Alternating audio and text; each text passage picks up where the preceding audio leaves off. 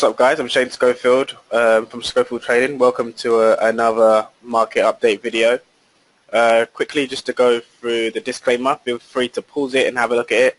Make sure you limit your risks at all times because that's what trading is really about. A bit about myself quickly. I'm just go by the name of Shane Schofield. I'm the founder of Schofield Trading. I trade US equities. I'm a technical 10 trader, also a public speaker, spoken for XTB.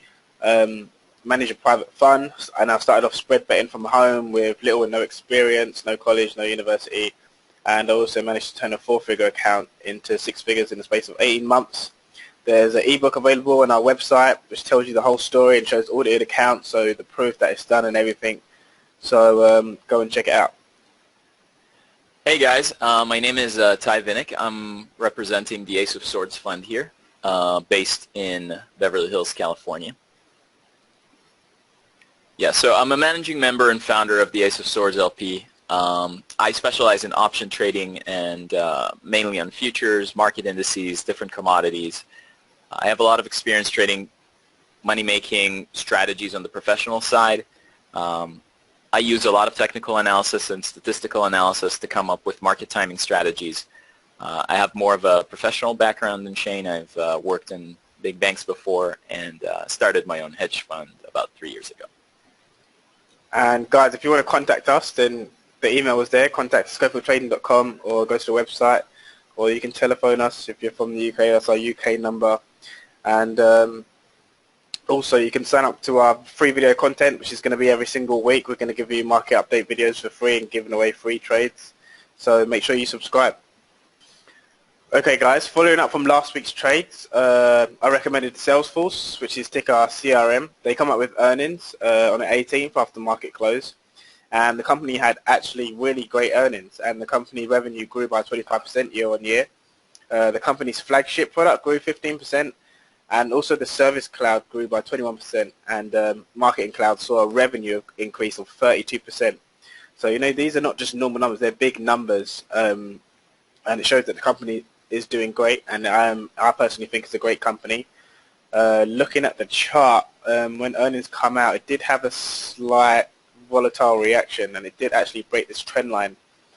However, I do think that this reaction could be an overreaction, and we could still reach the $100 target or above, but it has broken this trend line.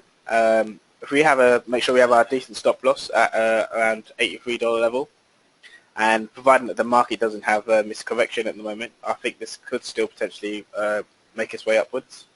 But also just limit your risks, and yeah, hopefully the trend kicks off, and yeah, we can make some good coin from this. Okay guys, also looking at the trade of Biozon, which is the e-commerce company from China. They also announced their earnings. One thing that did worry me about this company is that it got very volatile before the earnings were actually released. And it did have a small pullback, but then it started kicking off again, and we're sitting in good profit at the moment. The upturn, I think, is still currently intact, and this breakout is still valid. You see a typical breakout and retest, and I think we could potentially keep breaking out to the upside as long as the market keeps stable. The total revenues were 116 million. And that's an increase of 20.5% year over year. I think this is a great e-commerce company, and this company is also backed by Alibaba, and it's also in the Nasdaq. So I think this could potentially still be a strong company, and I'll still keep it as a hold. And I think it could potentially do well. Where would you take some profits?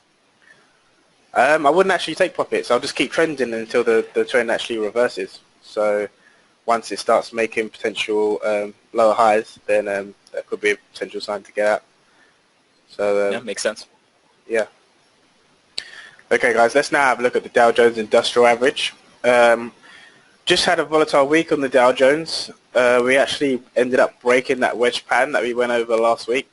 That's the uptrend, and that's the temporary downtrend, which has created a wedge because the market's been making lower highs.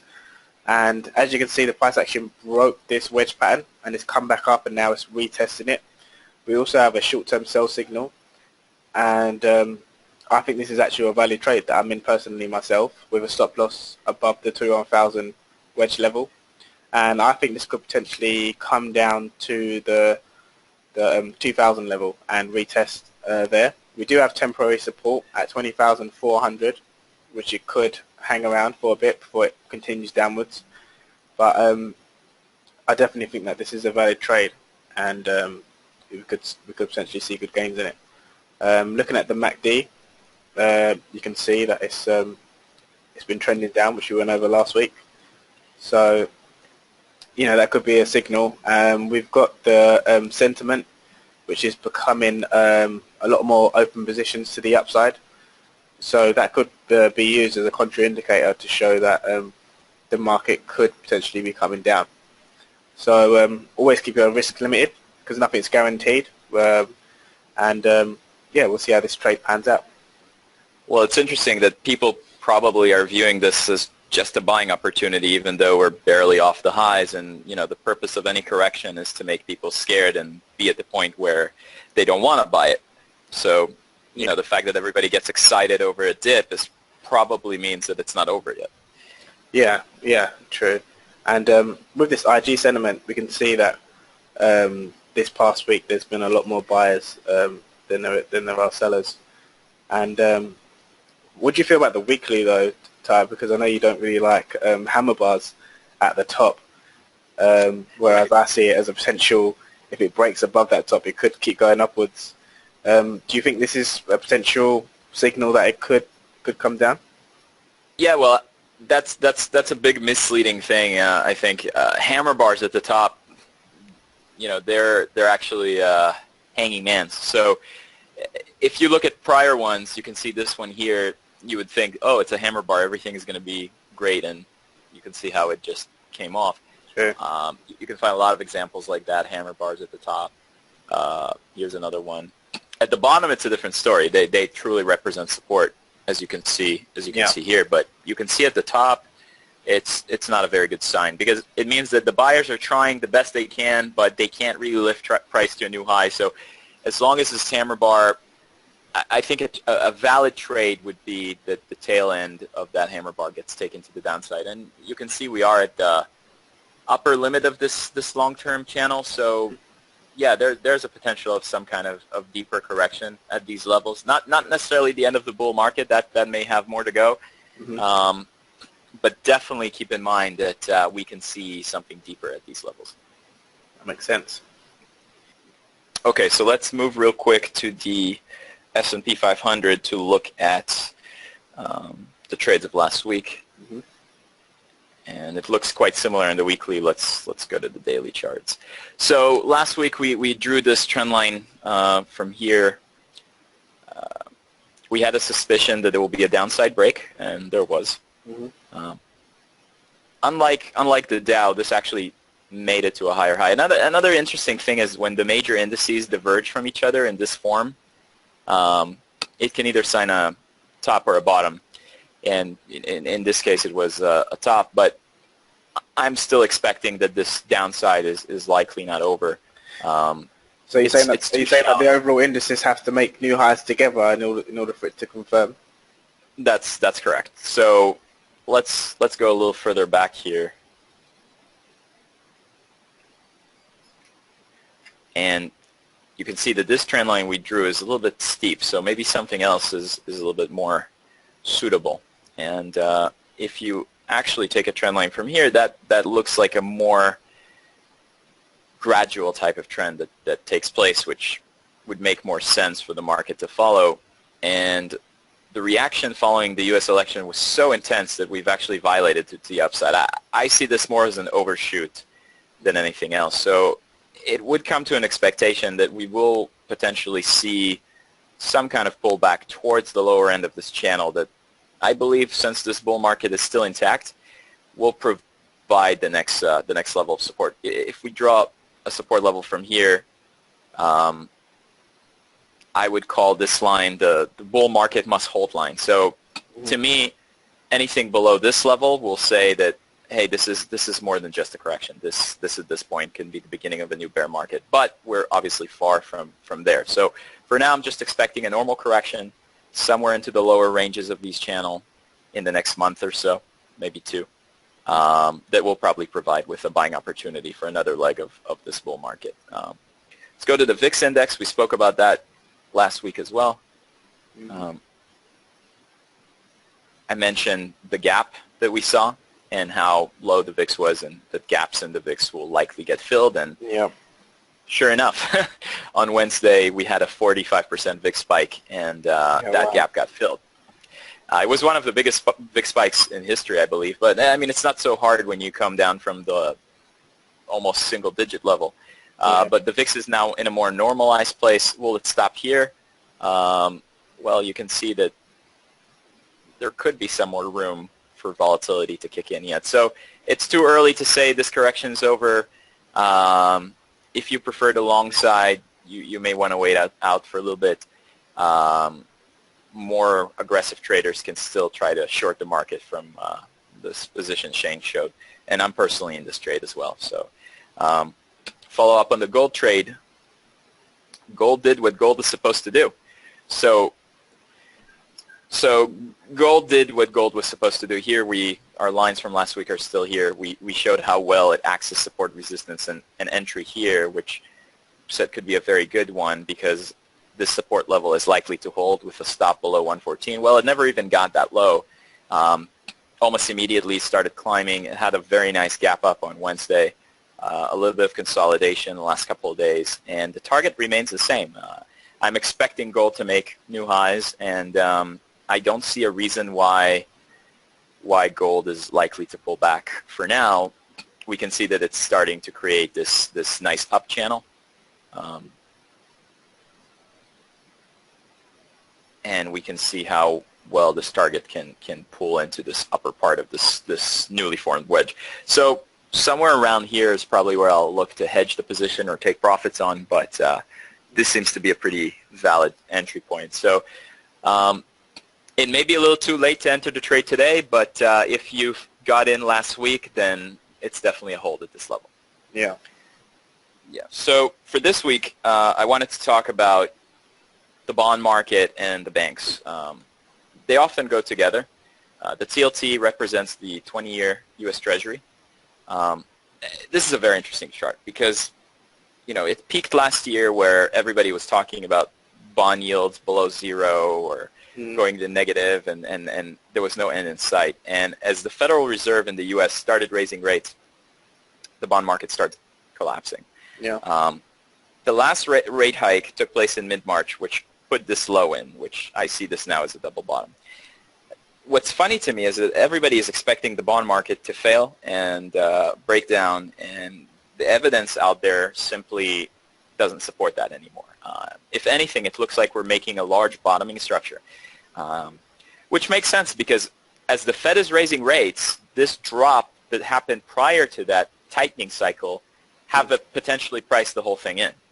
So when the event is actually taking place, the market is probably making the opposite type of move. You can see that beautiful double bottom here, which took place on Fed rate number 1, Fed hike number 1, Fed hike number 2, and now we have broken through this resistance level as well. You can see how beautifully it came down just a little bit and then came back up. So this to me is a potential cup and handle structure and a long, beautiful bottoming process. And it was a buy probably around here, but it's also a buy at a breakout. So if you're a little bit more aggressive, you can buy it and put a stop below here, or you can wait for an actual breakout above this level. I'm in this trade as early as this double bottom, so I'm just holding it for now. But if this trade breaks the downside, here's again an open gap. I would expect that this level will get tested. So I like this a lot as risk-reward wise. Again, you're risking $2 for a potential gain of 6.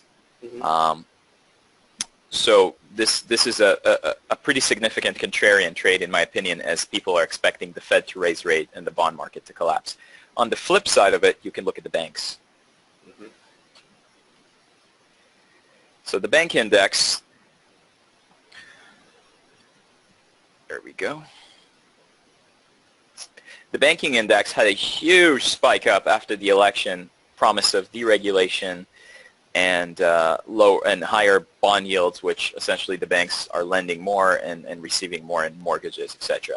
While the bond market is making that bottoming structure, it looks like the banking sector is making a very ominous looking head and shoulders, which, by the way, supports the idea of a broader market correction. As you can see here, we had a much higher high before, probably around February, and even though the Dow and the S&P made a similar high or even a higher high in the case of the S&P into May, the banking index didn't even get close to that.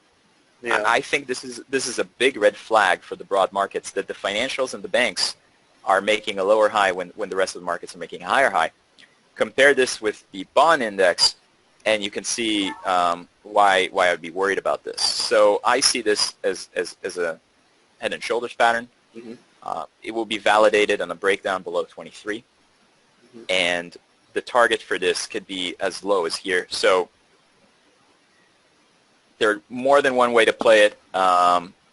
Aggressive traders can enter a short position with a stop above 24 and change, above these two highs here, or you can wait for a breakdown. One of the reasons I don't like waiting for breakdowns is, in this case, it could look like this, retest and back down. That's most likely how it will look like. So I would rather enter the trade now with the risk of up to here than shorting a breakdown, because if I shorted the breakdown, there's a high chance it will come right back up. So I prefer getting a little bit anticipatory on it with this stop loss here, and it fits the thesis of what we're seeing in the bank sector. Mm-hmm. So the last trade I wanted to talk about, I know usually we do two, but this time it will be a third one, is the IWM index. Small caps are doing something similar to what we've seen with everything else. And just to confirm to everyone what IWM is? IWM is the Russell 2000. So this is the broadest indice of U.S. stocks you can look at. What that means is it's over 2,000 stocks. It's the entire broad type of market that the U.S. has, and this is the true picture of how the markets look like. Not the Dow, not the S&P, but the IWM, because when the markets do their best, IWM should outperform them, and when IWM is not making new highs, as if it's here, that should be another red flag. So I'll go a little bit back in this chart. Here we go. So IWM has been in this rising channel like everything else, but has stalled, essentially has done nothing since December. If we connect these highs here, you can see the breakout point after the election. Mm-hmm. And we have a nice point of confluence between these highs here and this rising channel here. These points often get tested at some point. Just like with XLF, we still have a lot of support at this level that still hasn't gotten violated. The way I would like to play it is more of a professional type of strategy, since it can linger for a while, and we don't know exactly when or if it's going to break, and it can still potentially go to a new high. So what I do, and what I would like to do, is use options. And the way I would do it is I will buy the 132 puts, probably a month or two in expiration, mm-hmm. and I would sell 2 puts at this level to pay and finance for the cost of these puts up here. So the way this will be is that I will aim for this to be a neutral trade, which means the money I collect from selling these puts should be roughly equal to the money that I pay for buying these puts. Mm-hmm. The reason that's possible is because I sell more puts here than I buy the puts here. It's called a ratio spread. And the way this will work would be if the market stays flat or up, I lose nothing because these puts finance these puts and both contracts would just expire. However, if we do get a fall in this market that looks like this, this is sort of the jackpot trade because we're expecting it to get here and bounce. So as that happens, we make money on the 132 puts, and then the 124 puts are still out of the money and potentially go worthless. So this is the type of professional trade I would take to cover this range without really risking any capital and truly without having any adverse effects in case this stays flat or even goes up. Okay, so what happens with this trade if, say, for example, you're completely wrong with this trade and the IWM goes on to make an entirely new high at 144? Yeah, that's not going to be an issue, because if I collected money from the 124 short puts, it will be enough credit to pay for the 132 puts. So essentially, I'll be at break even. And if I executed the trade well enough, I may even make money if it's a net credit trade. So upside doesn't bother me. Sideways doesn't bother me. The only risk to this trade is a complete collapse below 124. So that will put one contract at risk, but that's the place in which I will take the trade out at a stop loss. So this trade has an enormous probability of success, because you will probably be okay sideways, you will be okay up, you will be okay down. The only scenario in which would not be okay is a complete meltdown. But that's a risk, we're willing to take by putting this trade on, and we obviously know how to exit the trade in case this happens, even though it's extremely unlikely. So as soon as it hits target, you'll simply just close this trade anyway before it goes down any further?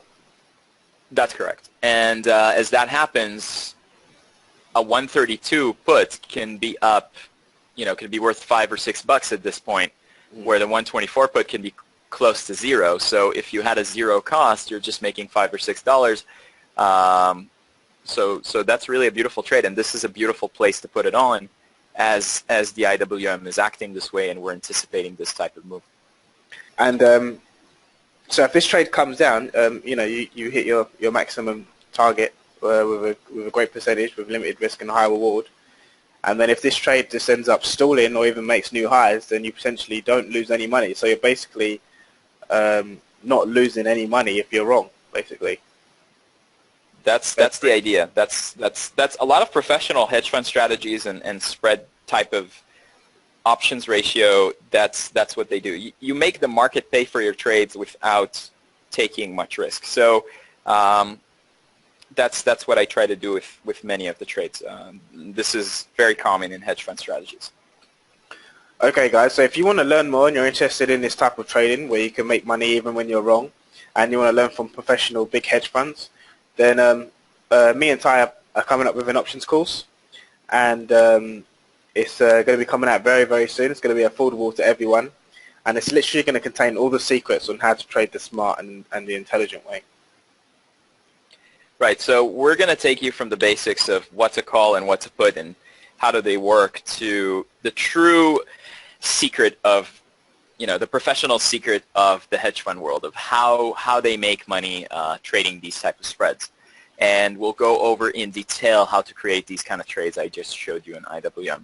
These strategies can make money in all market conditions and can really limit your risks in trading because you can just designate specific amounts of money to each type of trade and figure out how to do it correctly. So I think there's going to be a lot of information on this course. And one of the things that was important to me when me and Shane decided to go over this course was to show people truly how to use different strategies in different market conditions directly in video on the charts. So that means that you come up to different circumstances in the market. The market's fluid. It always changes. And you will have all these different tools in your toolkit with these different option strategies in it to use for times where the market's not volatile, for times where the market's very volatile, to know when to sell options, to know when to buy options. It's just going to be a wealth of information, and I'm definitely excited for it. Yeah, definitely. And this course is going to be for everyone. So whether you've got little or no knowledge, it's going to take you through the basics. And trading is just like, I'll give you the example of driving a car. So, when you get into a car, you have no idea how it works. But then with the right learning and the right teaching, you learn how to drive that car. And it's very similar for trading the markets. I think this course is going to provide that for everyone. So I guess we'll see you guys next week.